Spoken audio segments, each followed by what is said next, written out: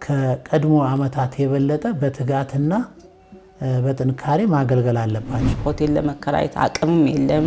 ጥሪ ወረቀት በእጅ ጽሁፍ ምግብ እንኳን ለመስራት በክረምት ቦታ አልነበረም እና በዚህ ዝናብ ይገባል፣ በዚህ ሰዓቱ ይጠፋል።